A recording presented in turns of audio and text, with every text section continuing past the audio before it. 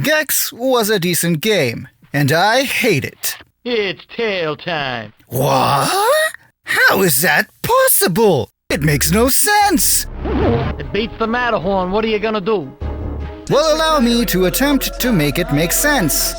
You see, Gex, Enter the Gecko, had a lot of things going for it. Voice acting, lots of levels, pre-rendered cutscenes, and more.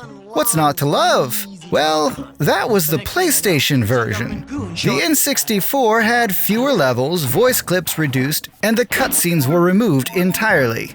Some of these things can be attributed to the N64 cartridge's lower storage capacity. Oh no, I'm too young to have a second childhood. But some of it may have been to appeal to Nintendo's more family-friendly marketing. If you want to publish a game on the N64, you'll want the official seal of quality.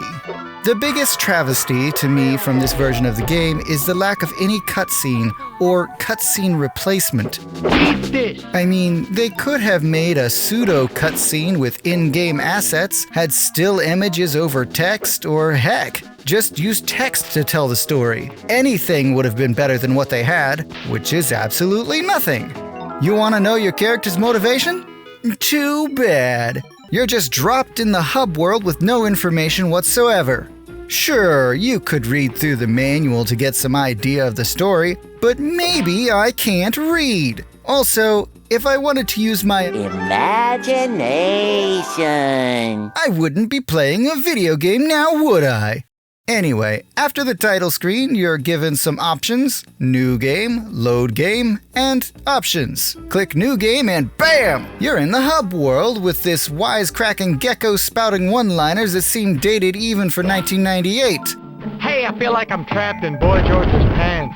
Because they are very much a product of a certain time period that isn't referenced all that much in pop media. Would Cheech and or Chong report to the front desk? From the hub world, you jump into these TVs that take you to the various levels that are based on cliché TV and film genres, like horror, cartoon, sci-fi, kung fu, and so on.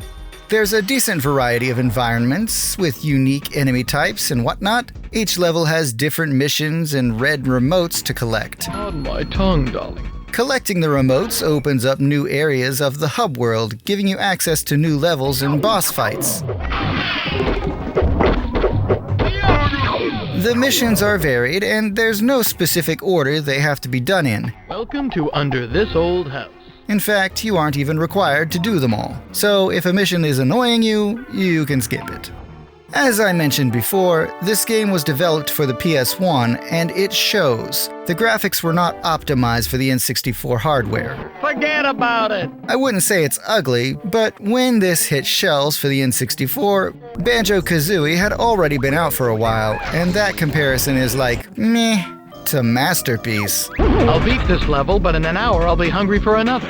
Gex controls okay, I guess, but the camera is abysmal. It's like it actively finds the worst angles possible, and trying to control it is like asking your cat not to throw up on the carpet, so instead they throw up on your bed out of spite. It's not the carpet, so technically they did what you asked. Gex can jump kick, spin attack with his tail, and bounce on his tail to jump higher. Most of it works fine, but platforming can be tricky with the camera being trash. Attacking enemies is a pain, because the tail attack requires you to get really close to the enemy, and the flying kick is hard to aim. Fun fact, geckos can detach and drop their tails when threatened, and oftentimes they can regrow their tails. You probably already knew that, but if you didn't, there you go. I think the sound is the most polarizing aspect of this game. My tail's gonna kick your butt. You'll either get a satisfactory amount of amusement out of the sound, or you'll want to forcibly remove Gex's vocal folds. Reminds me of Halloween at Rip Taylor's. I'm sure the one-liners would be funnier if they were less outdated, but you can't blame the game for that. It was the 90s. Don't take career advice from Joe Piscopo. And I'm sure they weren't thinking some loser would be reviewing the game in 2026. Is this the year of the Gecko? Other than that, the music is theme appropriate, and the sound effects are likewise fine. I would put Gex into the Gecko somewhere between This Is Fine and Nice, but Gex 64 Enter the Gecko is a neutered port of that original game. It's graphically inferior to its contemporaries, the camera is extremely frustrating, there were levels this version didn't get, and the decision to just omit the cutscenes altogether instead of replacing them with text, pictures, anything is baffling. My name is Cain. I seek water. I'm sure it wouldn't have taken that much memory to put some text in the game to help tell the story, but they didn't. And that's just disappointing. Licking my way to the top. I'm not blaming the developers. I'm sure they wanted to put all of that in the game and more, but most likely they just ran out of time to devote to the port. So with all that, I'm putting Gex 64 Enter the Gecko on the oof tier. Come on, Jake, it's Chinatown. The original game was good, but this isn't that.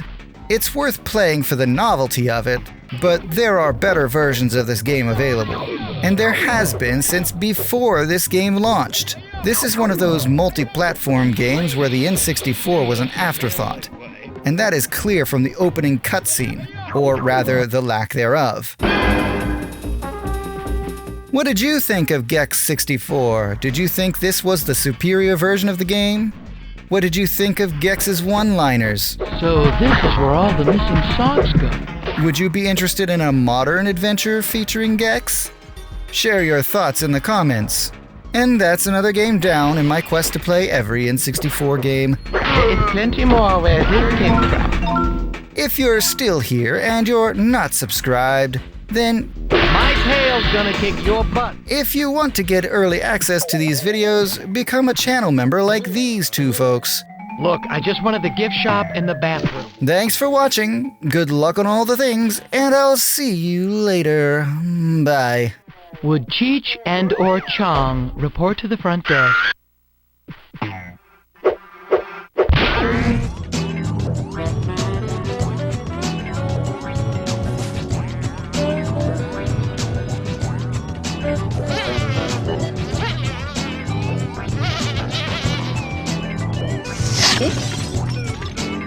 Pardon my tongue, darling.